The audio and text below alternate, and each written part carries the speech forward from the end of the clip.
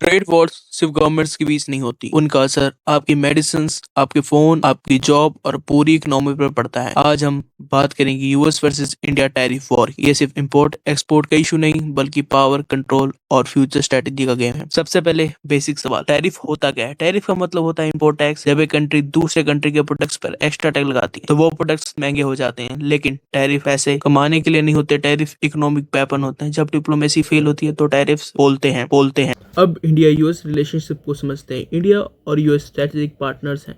Defence, technology, geopolitics, हर जगह collaboration है। लेकिन ट्रेड में फ्रिक्शन भी है। इंडिया यूएस को एक्सपोर्ट करता है IT sector, pharmaceutical, textile. US India को एक्सपोर्ट करता है डिफेंस इक्विपमेंट्स, ऑयल और हाई टेक प्रोडक्ट्स। प्रॉब्लम यहीं से शुरू होती है। यूएस का कहना है इंडिया हाई टैरिफ लगाता है और मार्केट एक्सेस मुश्किल बनाता है। इंडिया का कहना है यूएस खुद हैवी सब्सिडीज देता है और वीजा रूल्स टाइटन करता है। यानी फाइट सिर्फ नंबर की नहीं, ट्रस्ट और कंट्रोल की है। टैरिफ वॉर का रियल ट्रिगर तब आया जब यूएस ने स्टील, एल्युमिनियम इंपोर्ट पर हैवी टैरिफ लगा दी। रीजन दिया नेशनल सिक्योरिटी। इसके बाद यूएस ने इंडिया को जीएसपी ट्रेड बेनिफिट से बाहर रखा।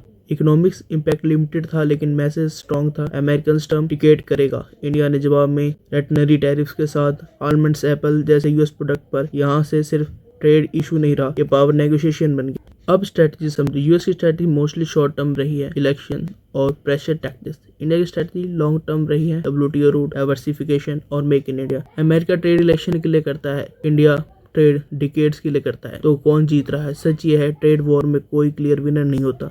इंडिया को मैन्युफैक्चरिंग और चाइना प्लस एक फायदा मिलता है, लेकिन एमएसएमई प्रेशर में आते हैं और यूएस को शॉर्ट टर्म प्रोटेक्शन मिलता है, लेकिन लॉन्ग टर्म प्राइस बढ़ते भी हैं। आयरनी यह है यूएस फार्मा और आईटी में इंडिया पर डिपेंडेंट भी है और इसका बिल कौन भरता है? आम आदमी। मेडिसिन महंगी होती है, इलेक्ट्रॉनिक्स के प्राइस बढ़ते हैं और जॉब में अनसर्टेनिटी आती है।